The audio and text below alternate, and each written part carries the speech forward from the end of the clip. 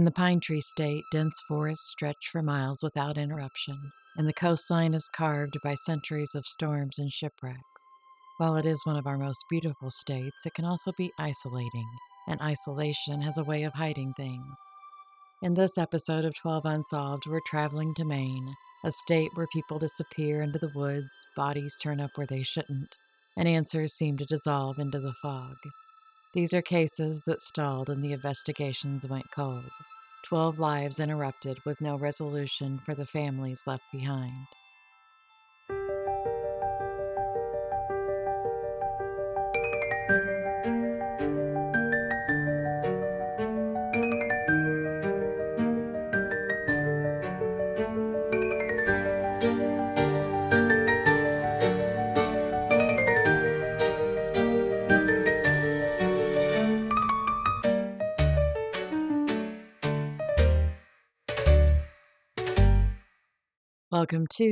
Welcome back to the Agatha May Detective Agency. I'm Agatha May, and I'm so glad you've joined me for another episode of 12 Unsolved.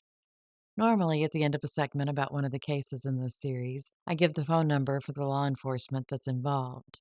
In every single one of these cases, the Maine State Police Department is the entity to call with information, so I'll leave that number at the end of the episode. We begin our journey into Maine in the summer of 1970. On a sunny summer day in August of 1970, 13-year-old Mary Oldenchuk left her family's summer home in Ogunquit, Maine at around 4 in the afternoon for a trip into town to buy the Sunday edition of the New York Times and a pack of gum. She grabbed a neighbor's bike, which she often used, and pedaled down the road, her red hair flying in the wind behind her. When she got to the store, she made her purchases and then headed back home. On her return trip, a neighbor saw Mary talking to a man who appeared to be in his mid-30s and was driving a maroon car. Mary appeared to be giving the man directions, and after a few minutes of talking, she hopped into the passenger's seat of the car. Mary was never seen alive again. Mary's family had been at the beach while she was making her trip, and when they returned home about 2 hours later, they called out to her but received no answer. Her mother knew something was horribly wrong and called the police to report her daughter missing. Mary's body was discovered on August 22nd under a pile of hay in a barn at the Parsons estate in Kennebunk, about 10 miles from where Mary was last seen. She had been strangled with a length of lobster rope. Mary's father, Peter, was a general in the Army and had been appointed to lead a controversial military operation that involved disposing of unwanted munitions at sea.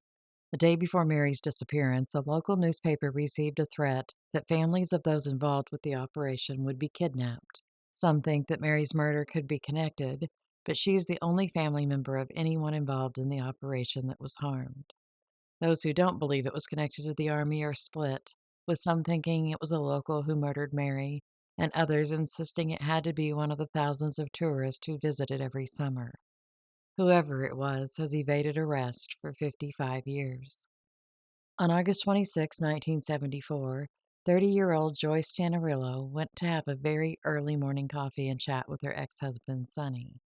According to Joyce's family members, Sonny had been abusive to Joyce and her children throughout their marriage, and Joyce was planning on moving out of state to start a new life without her past always showing up to haunt her, like Sonny asking to meet her at 1 o'clock in the morning for coffee.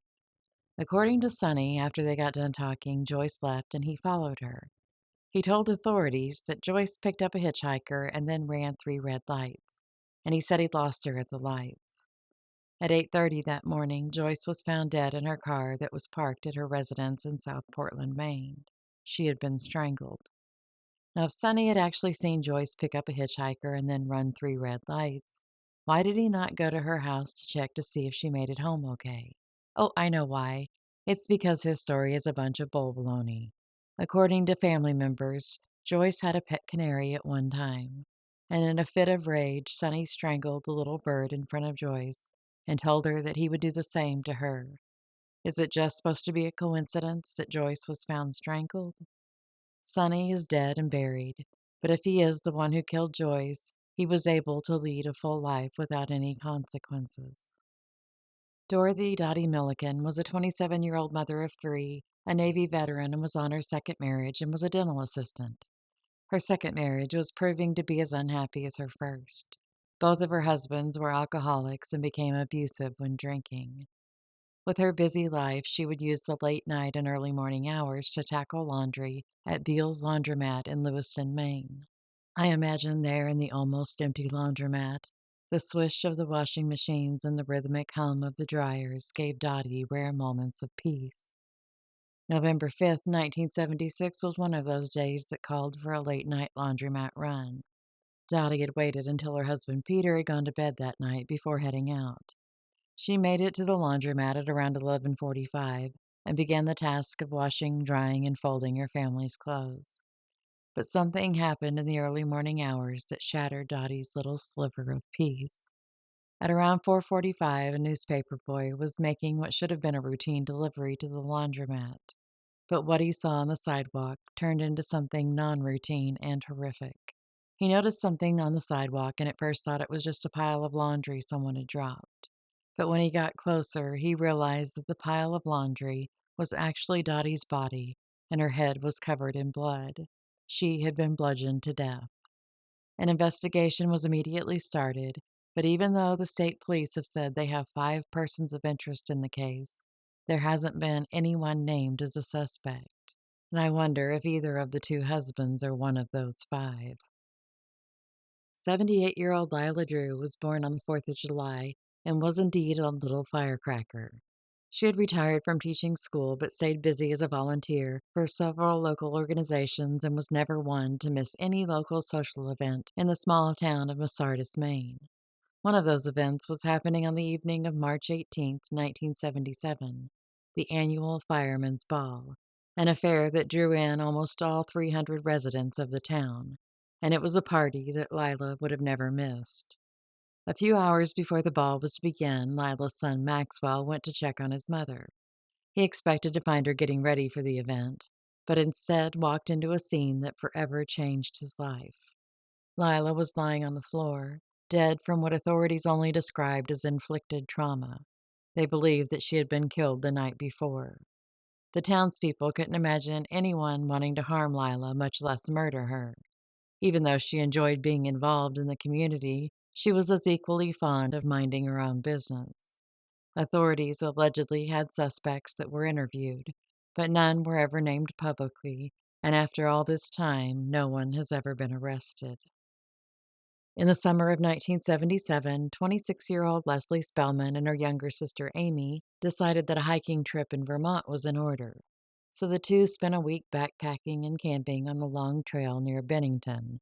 Their last night in Vermont was June 17th, and they spent it at the home of a family friend, and the next morning they were both dropped off on different highways to continue their backpacking adventure in separate directions. Amy was headed south to New York, while Leslie was heading north to Maine. Both girls were hitchhiking their way along with their dogs, something they often did. At around 9:45 in the morning on the 18th, a tourist in the Acadia National Park in Northeast Harbor, Maine, was walking a trail at the Asticue Azalea Gardens when he came across Leslie's body.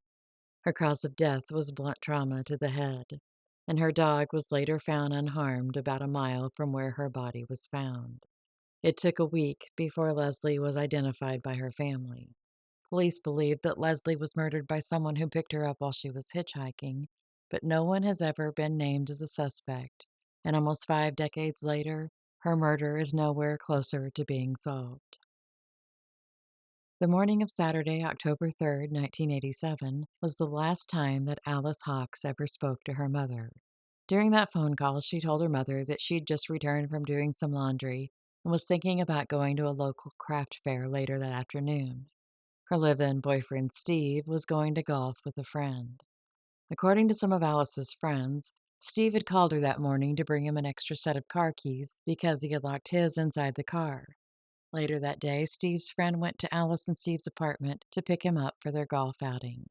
When the 2 men returned from playing golf, Steve said the second lock to the apartment was bolted. And according to Steve, the couple never used that lock, so he didn't have a key to it. He told authorities he thought that Alice had mistakenly locked it when she went to the craft fair. But Alice had never gone to the fair. Steve allegedly returned to the apartment later that evening and found the second lock still bolted, so he decided to spend the night with his golfing buddy. And if you're thinking that sounds strange, it's because it is. The following morning, Steve returned to the apartment to find it still locked. That's when he decided to contact the landlord and asked him to come unlock the apartment.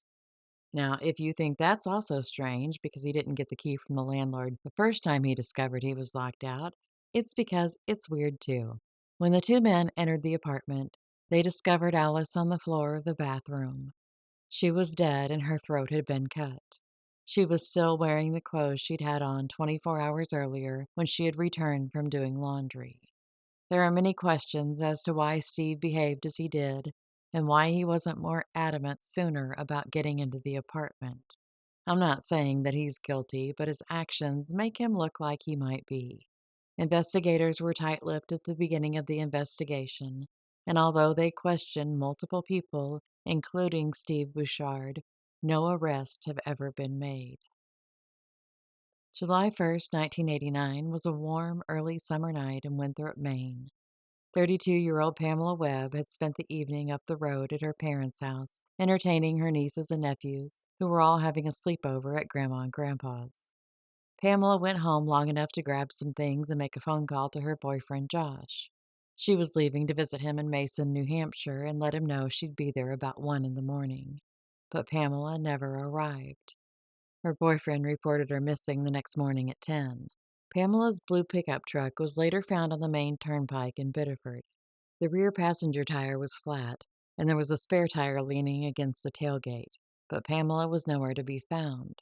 Her dog was still in the cab of her truck, along with her purse and a Bible that sat untouched. Outside the truck on the passenger side, investigators found bloodstains on the pavement. The only clue as to Pamela's whereabouts that night was a toll ticket that indicated she had entered the turnpike in Augusta, Maine at 9:52.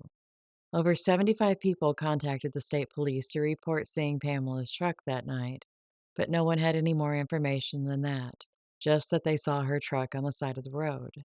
And even though a search of the area began immediately, what happened to Pamela wouldn't be discovered until July 18th of that same year. Over 100 miles from where her truck was abandoned, construction workers discovered Pamela's remains near a roadside stop in Franconia, New Hampshire. Several potential suspects were questioned about Pamela's murder, but none were ever arrested. In May of 1990, a former inmate at the Maine State Prison claimed another inmate had confessed that he had murdered Pamela. But investigators found that, like the hundreds of other leads they had followed, this claim was also unfounded. There were never any named suspects in Pamela's case. On February 9th, 1999, the air in Saco, Maine was clear and crisp.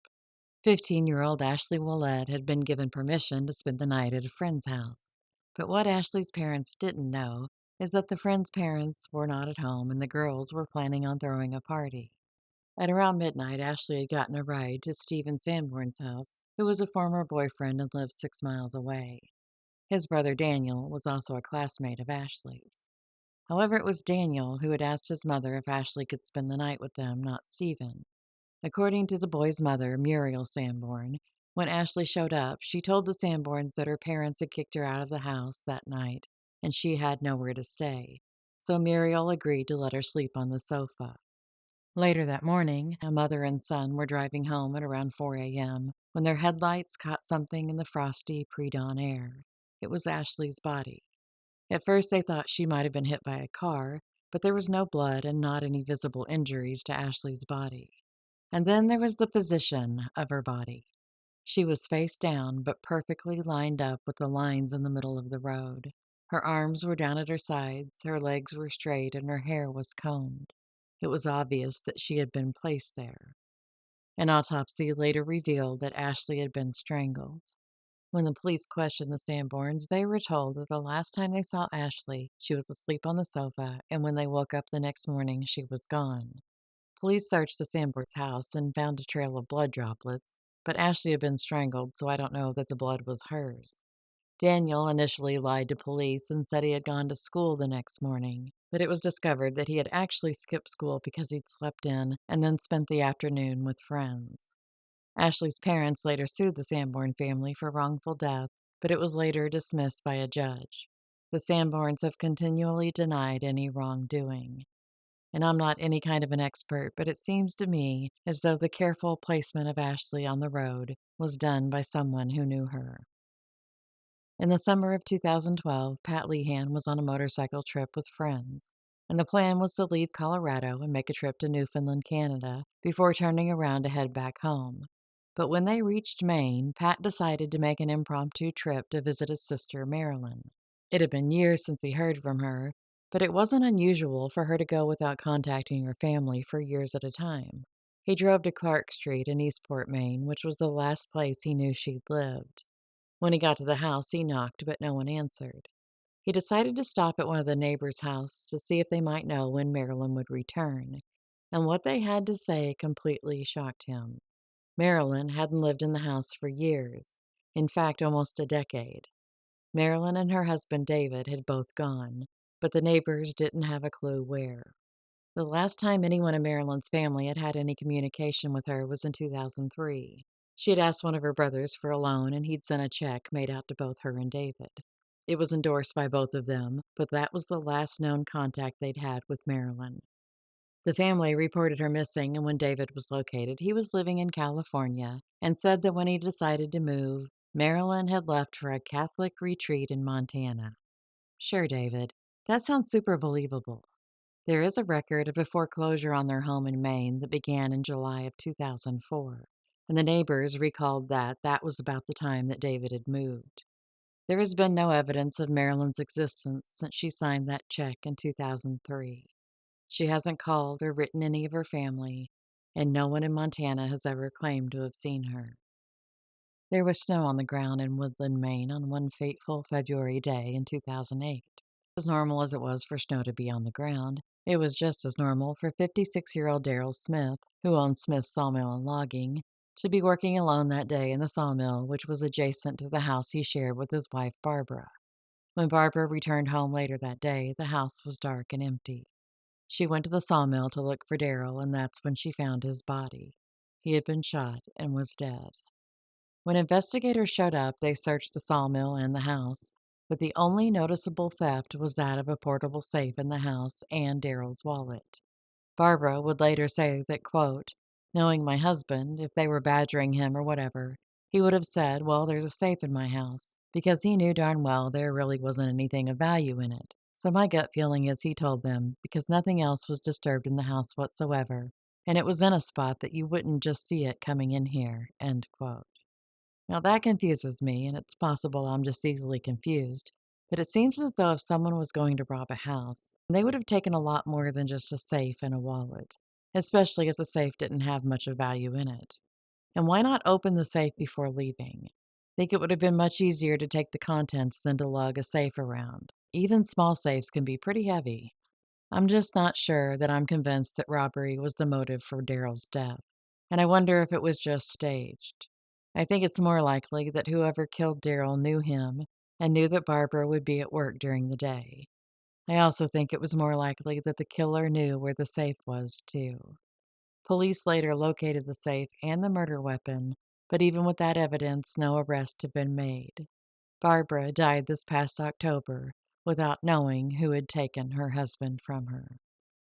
On the evening of September 24th, 2015, the fire department was called to a house fire on Lower Linden Street in Caribou, Maine.